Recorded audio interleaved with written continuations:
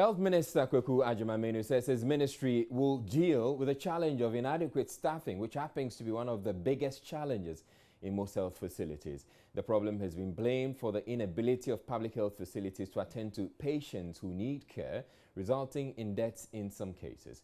Speaking at this year's Health Summit on the theme Achieving Universal Health Coverage Using Innovative Approaches, the minister says the health sector must thrive, and that must happen now. F.Y. Evans Chinwe reports. Delay in the payment of National Health Insurance Scheme debts to hospitals has been a major issue affecting healthcare delivery in the country.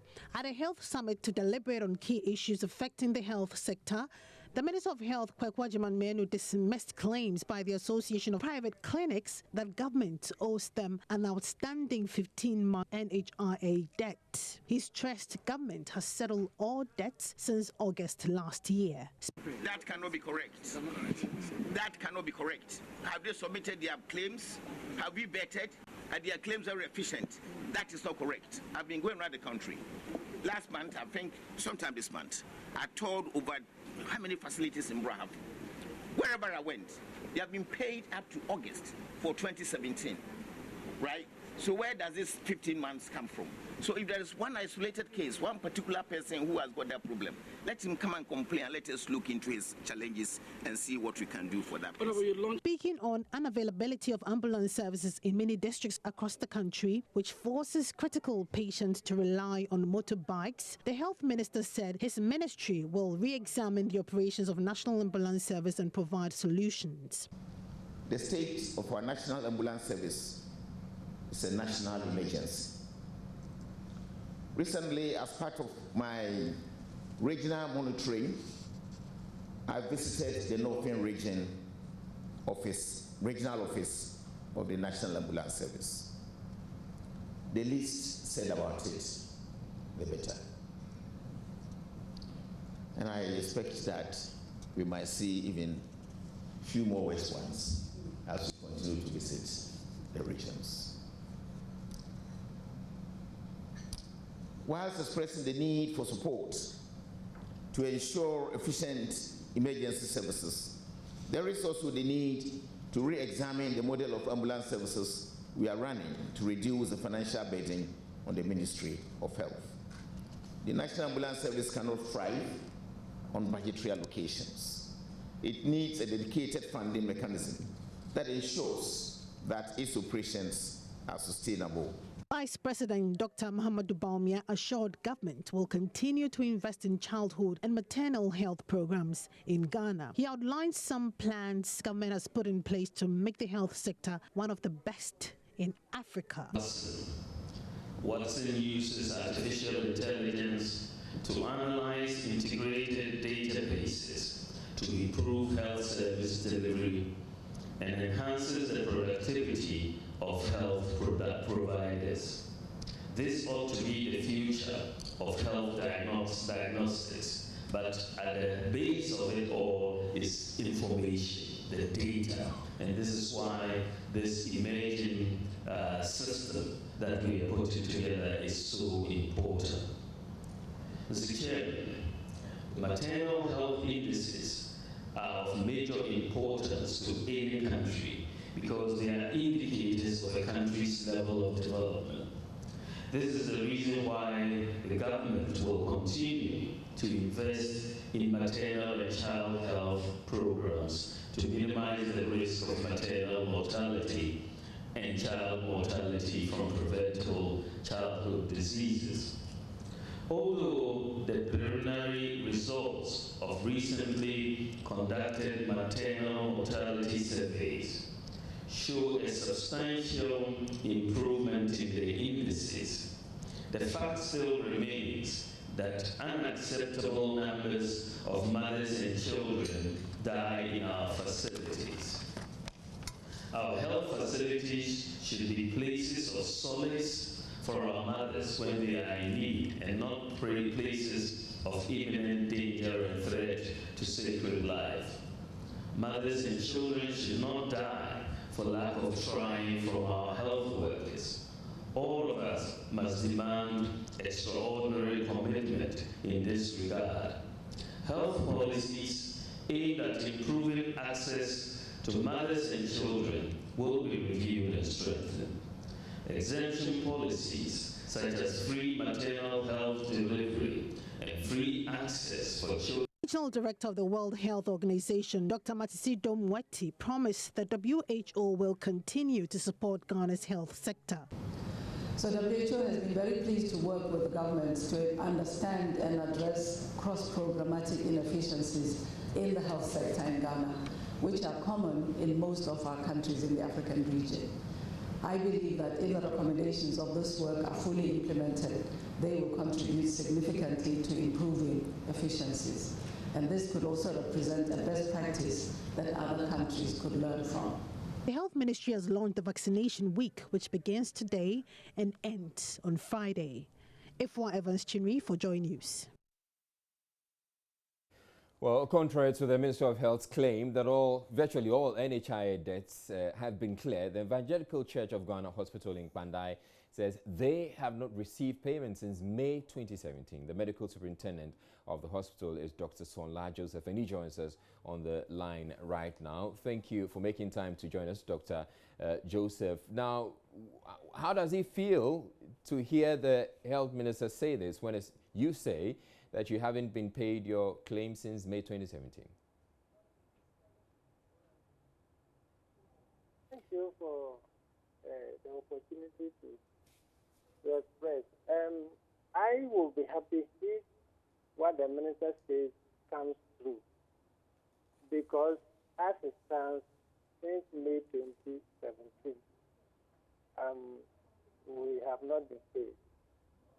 And I have always made the point that as a practitioner in the rural community, Bandai, life is not easy, where you struggle to get consumables and medicine. And so we are really appealing that at least the government should give priority to the hospitals that are in deprived areas so that we can stop the institutions to run. But we are really struggling because paying of IGS staff is a problem, and I owe them about 4 or 5 months. And so it's quite difficult. Now, could it be that this mistake could be coming from your end, or you're not being paid because of a mistake on your part? Not really, because I remember Joint Issues covered this hospital matters extensively around November. And since then, I've been making a lot of follow-up. But what happens is that they tell me my claims are at the regional level, it's not forwarded to Accra. And as I even speak, my accountant is in Accra, struggling to see how we can get something so that we can restock the place. So we have been making the submission, honestly. Yeah, but whatever is keeping the delays in the claims getting to where we'll be paid, that is beyond my knowledge. So it is only the insurance that can tell us. But they also say they are staff constrained, and because of that, it delays the vetting and the processing. And because of that, it's really affecting the system as far as my hospital is concerned. And I'm worried about that, because if I have to come to the rural area as a doctor to practice, and you are confronted with these difficulties, it's worrying. Now, Dr. Sonla Joseph, how long can you continue to hold out without your claims being paid? It's a big challenge, because you don't have an alternative. We have signed an agreement to provide national health insurance service to the client. And so you cannot at any point say that you are going to go cash and carry. No, that is not a decision that my hospital can take. So we are only just appealing, at least even if they make 2 months or 3 months payment to us, even as our claims are with you for you to vet, so that we can get the place running and you sort the system out. That is fine. But so long as the payment is not coming, the system is difficult to run. All right. And I cannot tell you how long I can survive, but it's difficult. All right. Thank you very much, Dr. Sonla Joseph, for making time to speak with us. You're watching Joy News Prime here on Joy News on Multi-TV. We're taking a break on the bulletin, but still ahead. In the bulletin, police seal off wooden structure home of the Ibrahim family, which lost all 3 of its children after what is believed to be their exposure to a highly toxic agrochemical, even as investigations commence into the tragedy. Even on that day, so many people bought this chemical. But why?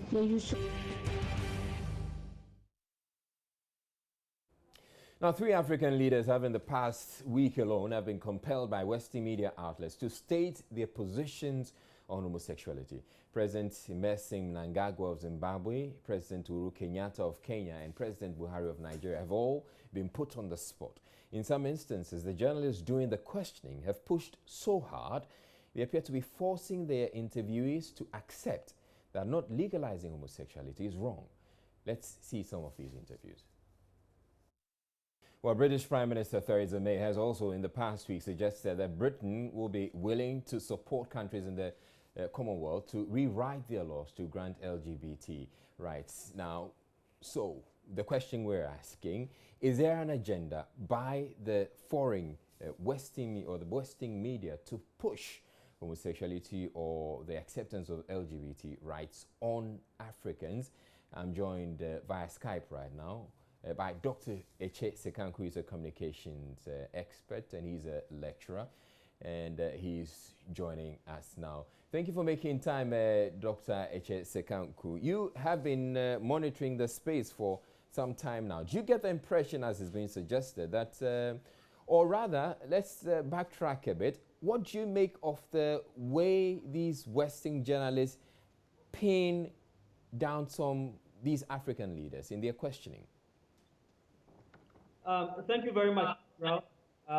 It's a pleasure to be with you. I do get your question in terms of, first of all, the interaction and then the nature of the question, and of course, the substance of the question.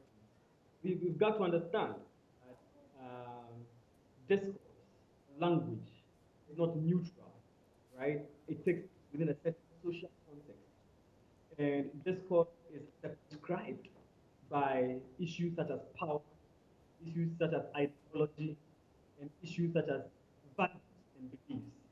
And so if you look at the nature of the question that takes place, there is a certain attempt by the interviewers to sort of impose a Western, let me not say Western, but impose a certain value or a certain belief, trying to get the African to respond positively to that value. Now, you look at a question that Christian, so I think that was Richard Quest, posed to Zimbabwean president. And you look at Christian Amanpour. At the point, they are on borderline arrogant, and the way some of the questions, the leading questions that Christian Amanpour posed, for instance, is a leading question.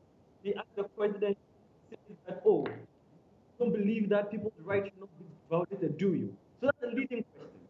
All right, and sometimes the questions are also circumscribed by a certain power variable. So we can talk about the discourse as it takes place, because an interview is a political discourse as well as a media discourse at the same time. But then also there is something to be said about the posture, of the questions that are taking place between a Western journalist and an African president. Now, do you feel it is time that if the Western world is pushing this on Africa, is it time Africans must push back? Well, it's an important question, and like I said from the beginning, you've got to understand that language is not neutral, right? Language is basically a tool or a medium through which people use to decide what is acceptable and what is not acceptable within a society. So a lot of times, communication or discourse analysts see language as a social practice or a tool through which social events are shaped or through which meaning is made, right? So what I'm saying is that there are powerful gatekeepers within society who intend to use language and the media as a medium to influence people's social beliefs, people's values, and people's ideologies. That's what I'm saying. And so when you are analyzing some of these things, it is important for us to look beyond the face value and go into the subtext that underlie the language that is taking place. And the thing, what I'm saying is that the subtext that underlies this particular discourse or this particular conversation is being circumscribed by social, cultural, ideological, and Western values and belief systems. That's the point that I'm making. All right? So, in other words, if I'm talking about how Africans should respond, you looked at the response by the Kenyan president, and he never missed the point. The interviewer tries to shape this as a human rights issue, but guess what? He says, no, this is not a human rights issue. This is also an issue of society and an issue of culture. That it is antithetical, it is an antithesis to the social and the cultural values of the people of Kenya. And that is how he replaces the answer. And so that is a reply to a certain attempt by Western forces to influence. I'd like you to hold on for us a bit, because also joining us is Jay Kwame. He's gay, and he's never tried to hide that. And he's going to be, hello, Jay. Now, you are gay. Do you feel that your rights are being trampled upon? Because you go about openly saying that you're gay. You don't live in a closet. How do you feel about some of these stories that go out suggesting that you're living in a closet and you're afraid to come out? Hello? Yes, Jay. So I'm saying that what do you make of some of these stories that go out suggesting that you guys your rights are being trampled upon and you can't speak up? Well, actually, there's a lot going on in the media, but I speak for myself, though. I don't speak for the entire LGBT community. I speak for myself. To me, I think it shouldn't be accepted here in Ghana. It shouldn't be accepted. Because whether it's accepted or not. You don't think that it should be LGBT rights should be granted in Africa?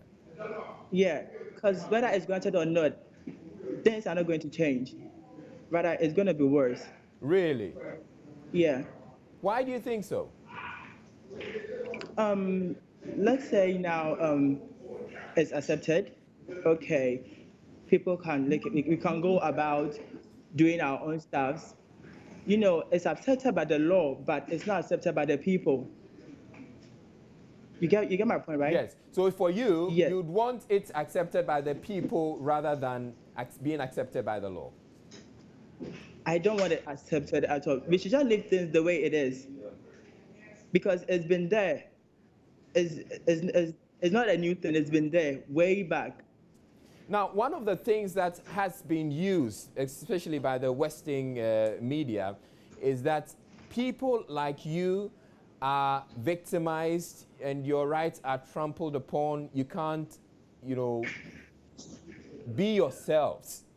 Is that really the case? Because in your case, you're free, you go about your business freely, and everybody else knows who you are.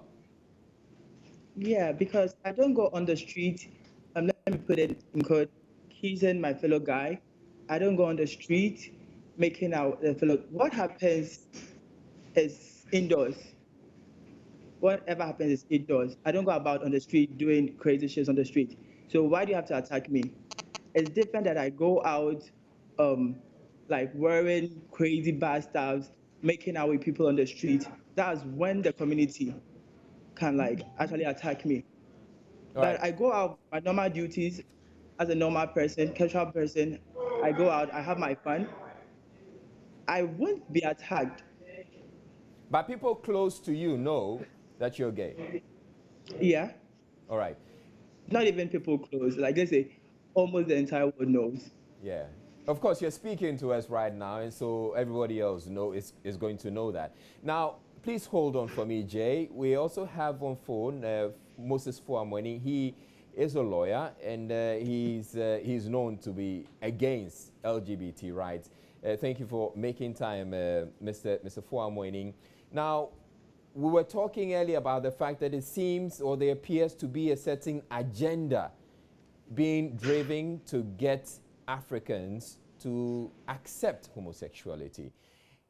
This is something you have always said.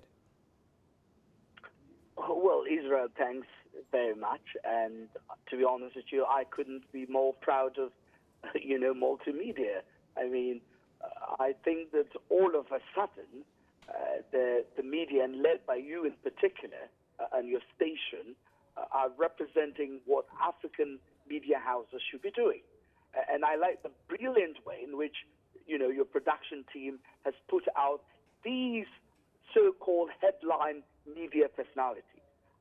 Christian Amanpour, Richard Quest. The one you didn't pick was, what's his name? He's a CNN guy, Anderson Cooper, all right? These are and then even the BBC and Al Jazeera.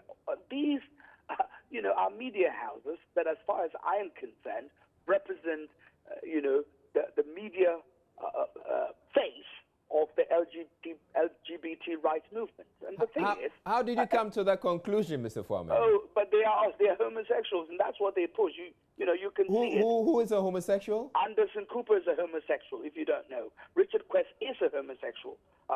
Christian Amanpour is. And the lady who asked our president the question, they are homosexuals. Really? And, they're gay or lesbian.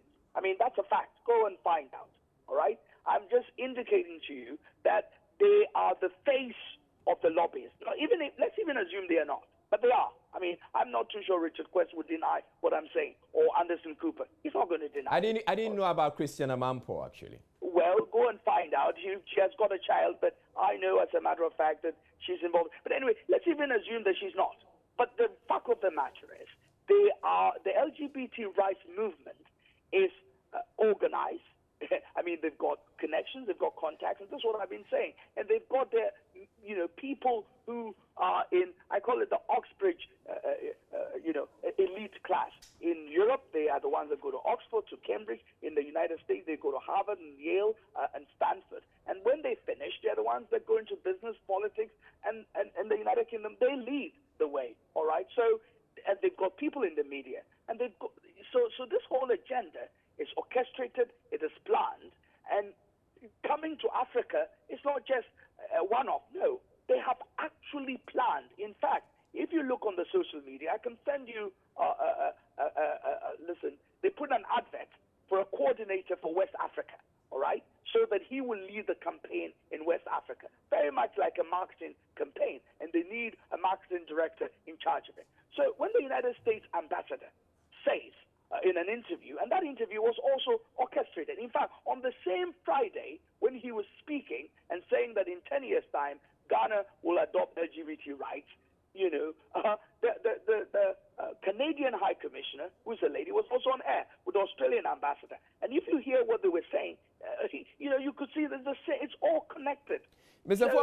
Fuamweni, how do you think that Africa should respond to this?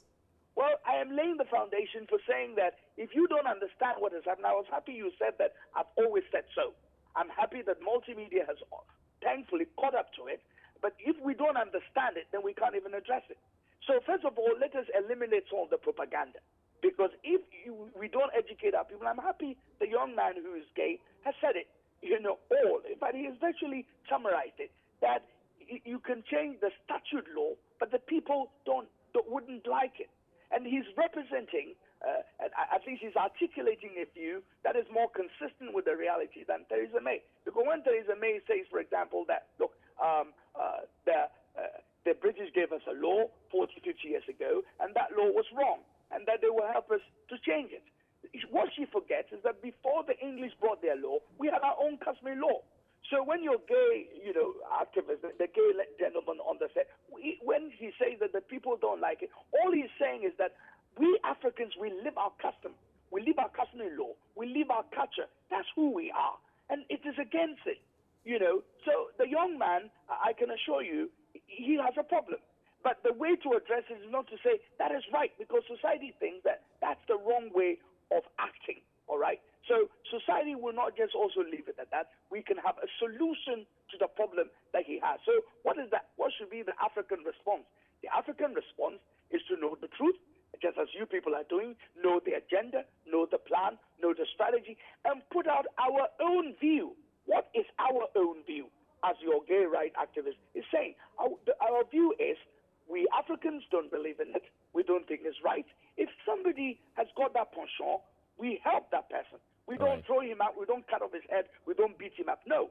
And I'm happy that you made the point that he's free. He's walking free. But the propaganda for the Western media is, we're killing homosexuals, we're breaking their legs, we're destroying them. Of course, in society, if you do something which is wrong, society will react. Look, ask yourself, Israel, when you go to the United Kingdom and the United States, polygamy is criminalized. Is that not the case?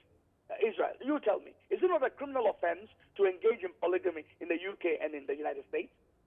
So probably you're suggesting that they should also accept it. Exactly. Look, so I'm just saying, why can't you journalists ask their leaders those similar questions?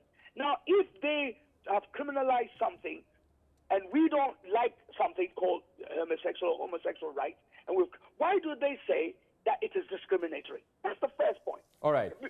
And the reality of the matter is that, Israel, before I go off, even this human rights argument, which they always throw out there, let me give you information. In November last year, the European Court of Human Rights, which is the most prominent human rights court in the world, a case was brought before them, and they ruled, all 47 judges unanimously came to the conclusion that same-sex rights were not human rights. All right. And that if a particular country says it doesn't want to do it, then it is not discriminatory. Okay. Question, why is it that the CNN and the BBC and all these media houses have shelved that information? All right. I'm sure you don't know about that ruling, do you? Well, I've heard about it too, but unfortunately, that's all time will allow us. We'd have to go on this one. But thank you very much for making time to speak with us. Moses Fuamening is a lawyer, and Jay Kwame, I also want to say a big thank you to you for making time to get to speak to us. And you've been pretty frank, and we appreciate how frank you have been on the issues. Also, we had Dr. Eche Sikanku, who is a communications expert. He is a lecturer at the University of Ghana. Thank you for making time to join all of us. We're taking a break here on Joy News Prime, and up next we bring you business news. Business news should have come, some 10 minutes earlier. Unfortunately, the conversation dragged a bit much longer than we had anticipated. But business news is next with Emmanuel Abajiafi. Stay tuned.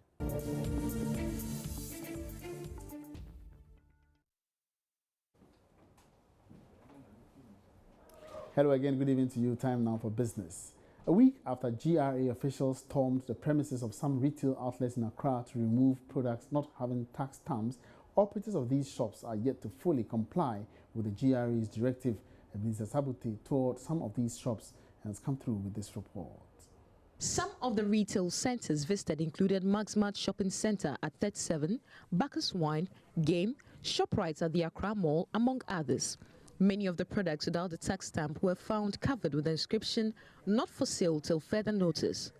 An indication that managers of these retail shops are taking steps to ensure their products are fixed with the tax stamps before displaying them for sale. Implementation of the excise tax policy began by the Ghana Revenue Authority last month. According to the GRA, the next stage will be to confiscate products not affixed the tax stamp from the market after seizure. The stamp will help identify whether a particular product is genuine or otherwise. Bobby Ansah is the head of public affairs at the GRA. The next time we are going to see the products. We also want to appeal to Ghanaians that from now, if you don't see the excise tax on the product we are talking about, don't buy them, because we cannot vouch for the genuineness of the product. Meanwhile, some manufacturing companies have installed the fixing machine despite the agitation on the cost. Now, government is being urged to work with the private sector in order to explore ways of making the Nation Builders Corps program more sustainable. The nation's Builders Corps was announced as the government's initiative in the 2018 budget to provide some 100,000 jobs to graduates in order to help mitigate graduate unemployment in the country. In an interview with Joy Business, lecturer at the University of Ghana, Dr. Kobi Mensah, said the project is a laudable initiative, but more must be done to ensure its sustainability. We have always said that private sector is the engine of growth, or the engine for growth. But of course, it always takes government policy to drive the momentum. And so if a government is actually pushing the idea of the Builders Corps, I think it's in the right direction.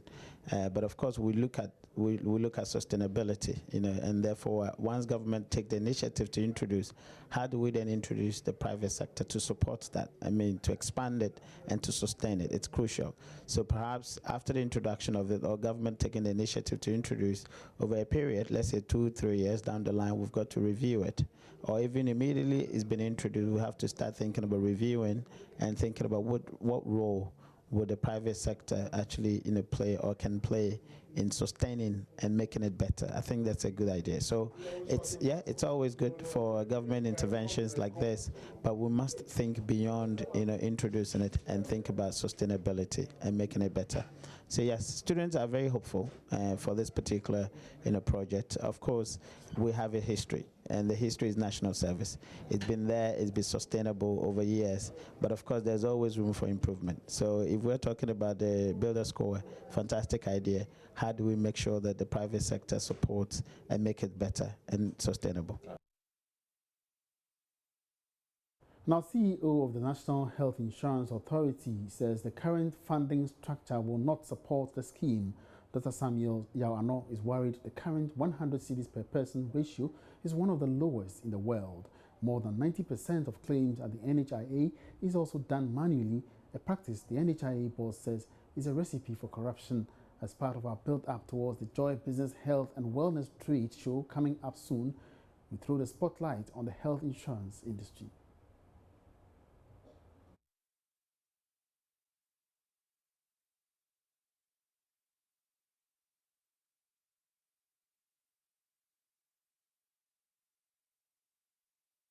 It is important if you are looking at cost containment, if you're also looking at, because medical care actually is expensive. You never know when you can fall sick or encounter a problem.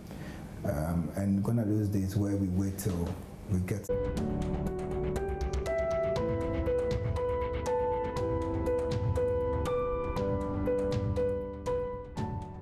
This world research have put down certain basic figures arising out of research that for you to provide basic health care for a nation, you need minimum about $86 per person per year. Now, this $86, if you want to give slightly better health care, you need to go to about $100 per person per year. Our counterparts in South Africa are doing about $600 per person per year on their health. The Western world are almost doing over $1,000 per person per year. We currently are sitting at 100 cedis per person per year, which translates to about under $30 per person per year. So starting point, we have to correct that and make sure that we sort out the financing model so that it will be sustainable.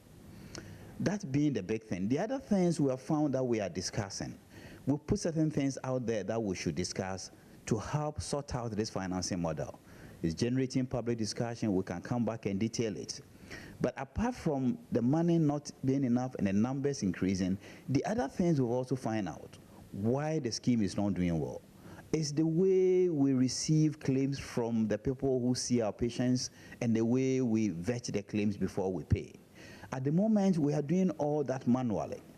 About 90% of the claims we receive are vetted manually. We're receiving almost about 30 million claims every year. Can you imagine handling all of this manually and the human interference?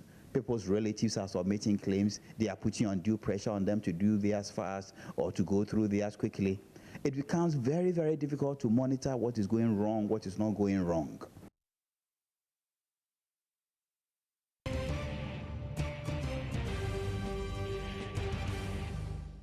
Now, police have locked up the wooden structure at Abavana here in Accra, where a family lost all 3 of its children following the exposure to an agrochemical. The Ibrahim family had dropped toxin in their room, ostensibly to get rid of insects, except it proved rather deadly for human inhabitants. Though the family of 5 was sent to the 37 military hospital, the children, a 2-year-old boy and his twin siblings aged 9 months, did not survive. As the police commenced their investigations into the deaths, Joy News' Komladom reports the family is preparing to bury their deceased toddlers sometime this week once their bodies are released. I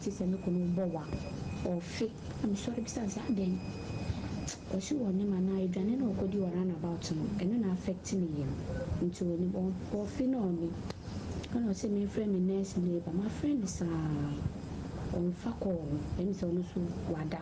Friend my sister kono. Maybe I met my sister or my friend my sister kono or rush be family kono. Into that moment no sanka him say you drone na. Anka him na be pia. But him say you drone because enye me train. Ti about wait 30 na me so me start ife.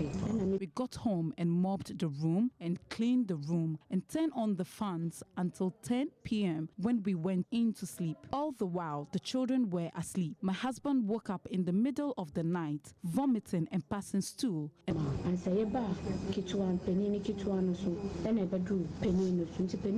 I called our neighbors for help. We rushed to the hospital and one of the twins was put on oxygen. The older one also developed similar conditions. Doctors no buy no car say oh ye see any na kola no me send na and I'm making statues and I'm catching money. 36-year-old Muniratu Ibrahim narrates how the family purchased the chemical following rave testimonies about its efficacy in dealing with insects and pests.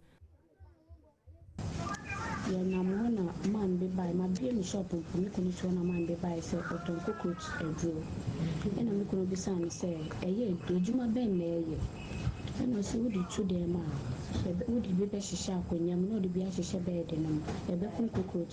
I bought the chemical at work. A roving vendor sold it to us and we put it in the room for 5 hours on Thursday morning. In the evening, that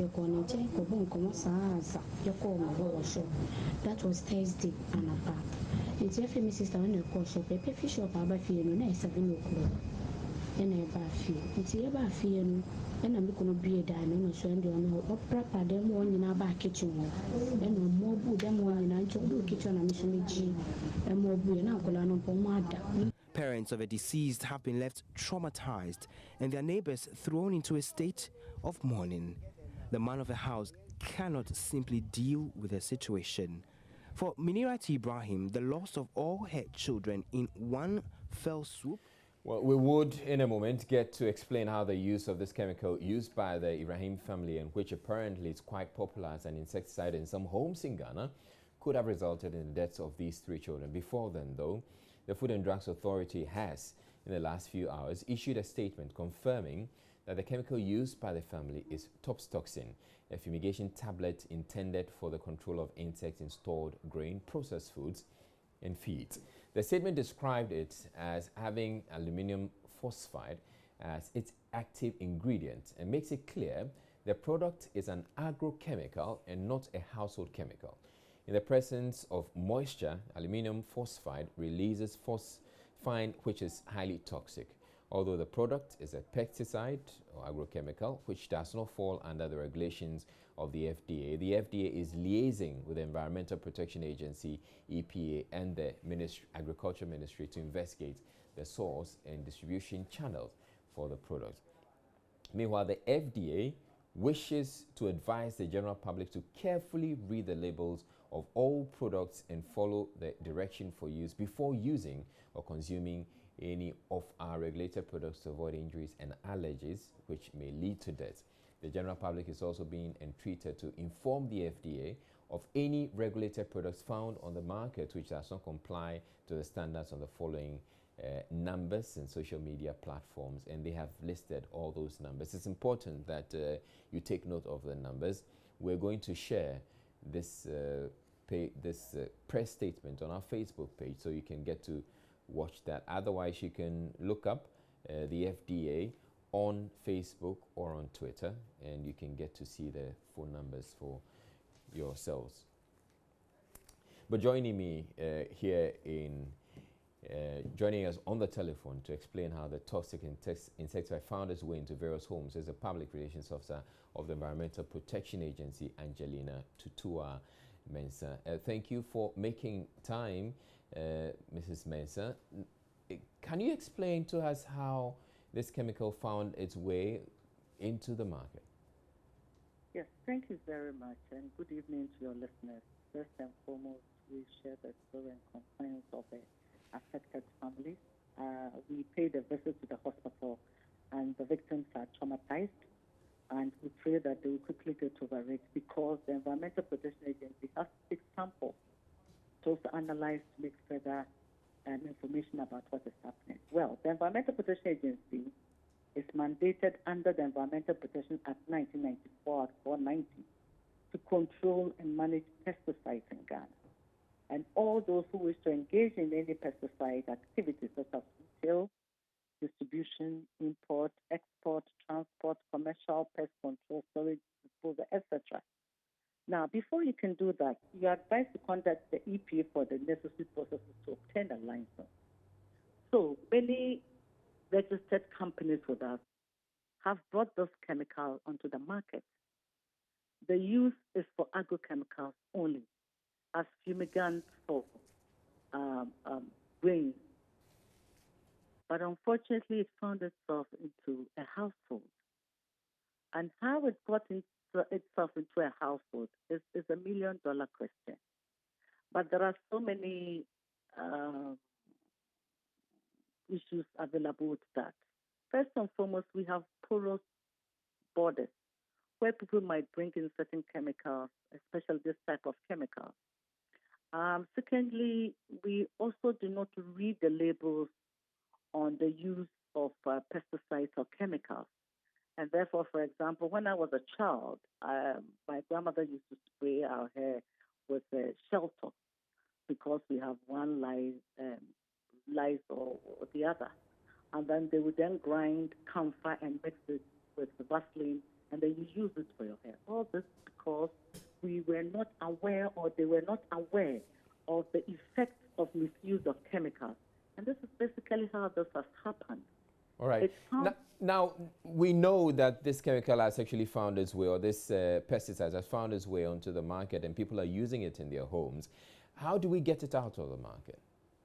The Environmental Protection Agency is calling an emergency meeting with the police and the assembly to be able to see how they can clamp down on those who have not registered and those who are selling these chemicals that they are not supposed to sell. You need to be a registered person. And what the EPA does is that we take you through training. 2 weeks ago, we advertised that we're going to have training for those who sell these and who sell pesticides and chemicals. So they come to our training school and we take them through how to handle the storage, the usage, the disposal, and all of it. And therefore, people we have licensed are well equipped to carry out this. There are others who are not. All and right. so we get in the police and then the assembly to assist us in that. All right. Thank you very much, Angelina Tutua Mensah of the Environmental Protection Agency. Now, joining us is Joseph Opoku-Akpo, is our agri-correspondent. He knows quite a bit about this agrochemical and has joined me in the studio to tell us how it is used and how this could have proven so deadly on humans. Congratulations, by the way, on your recognition as a young leader in agri-journalism by the International Federation of Agricultural Journalists. We're being told that this agrochemical is used to keep grains and other agri-produce free from pesticides. Now, how is it that it could prove so deadly if it's used on food? So most of these chemicals are strong, that's how it's described. In fact, in this case, toxin, as it's described, these are pellets in a container, and it's used in a way that it's usually spread anywhere that they would need to prevent insects and rodents from coming around. Strict precautions are taken against it touching the food. Again, you would know that. So it doesn't come into direct contact with the food? No, but it's usually used in the environment. But you're asking about how come it is so dangerous if it's used on food. Yes. It's the same thing with pesticides, for example. Usually, the pesticides are sprayed on the plant. Let's say tomato, sometimes the pesticide is on it. But usually they have periods within which they decompose, they break down. So for example, the extension officers would usually advise farmers that when you spray your farms with pesticides, wait for at least 14 days before you harvest and consume. Because they've done the studies over the years, and the confirmation is that within the 14 days, it will break down and it will no longer be harmful. They advise that when you are spraying some of these pesticides, you wear protective clothing, it shouldn't touch you. But then you can still be rest assured that after 14 days, it would have broken down, so that when it goes into your system, then it won't in any way affect you. This particular chemical, the label is very clear on it that it's poisonous. And we'll see that on the screen in a while, but there is the danger sign with the mask and then the cross showing the danger. And then again, on the label, it is written there, danger, poisonous, keep out of reach of children. And then it goes on to make the point that you should read the label very carefully before you end up using the product itself. And the specific directions that are given on how this product should be used is quite interesting. And again, it points to how dangerous it could be if it's misapplied. Just to go through a few of those notes briefly, there's the direction that you should wear gloves anytime you don't make use of this particular chemical.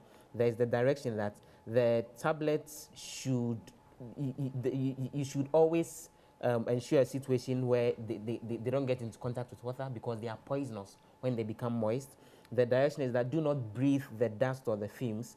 There's a direction that it's poisonous when it's swallowed, and so keep it out of reach of children. It goes on to say that it's to be used by only experienced personnel. This is very categorical. And it goes on to say that do not open the container unless you are in an open place. And then if you need to re-enter the place within 2 hours of spraying, you should ensure that you go in with protective clothing. All right. Another indication that it could be dangerous if you don't protect yourself adequately before you do. All right. Thank you very much, Joseph Opoku-Gakpo. So that should tell you that top toxin, it's not something you should be playing around with. In fact, you shouldn't be handling it at all. Also in the bulletin, Accra High Court has ordered the Economic and Organized Crime Office to unfreeze the accounts of former Cocoa Board CEO, Dr. Stephen Opuni. This follows an application filed by Dr. Opuni's lawyers, led by Samuel Kujo, demanding that the accounts be made accessible to the former Cocoa Board boss. Yoko last year froze Dr. Opuni's account when it started investigations into some contracts awarded various companies during his tenure. The former Cocoa Board CEO is currently standing trial at an Accra High Court together with 2 others over various charges, including causing financial loss to the state. A copy of the court order cited by Joy News, signed by Justice Georgina Mensah Dacha, indicates Yoko did not oppose the demand for access to the accounts.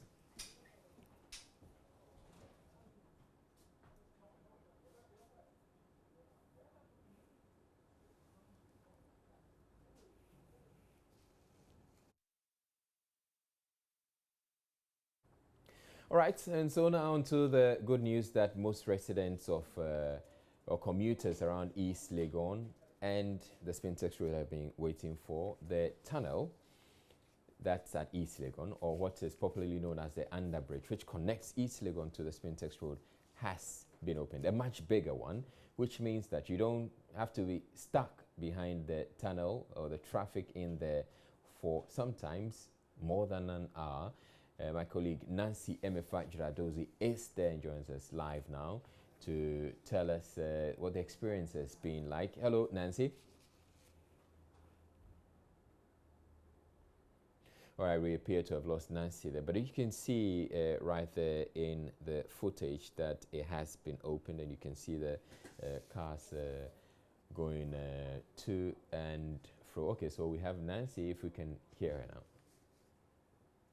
From here, all I can say is that currently I'm standing on this particular lane that if you remember, used to be waterlogged, muddy area, a one lane street, if I must say. All the cars going to Spintex Road and all the cars going to East Legon were using this road, and it used to be very, huge traffic on this particular street. That's what is on to my left.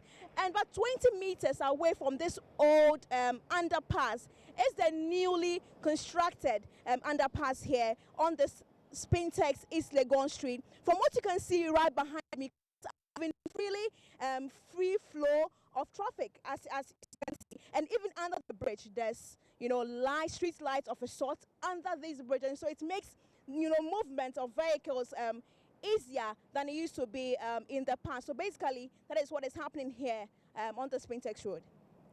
Thank you very much, Nancy Emefajiradozi. For people like us who live around the area, it comes at great relief because it means that we're not going to be stuck behind the tunnel for sometimes more than an hour. That's it.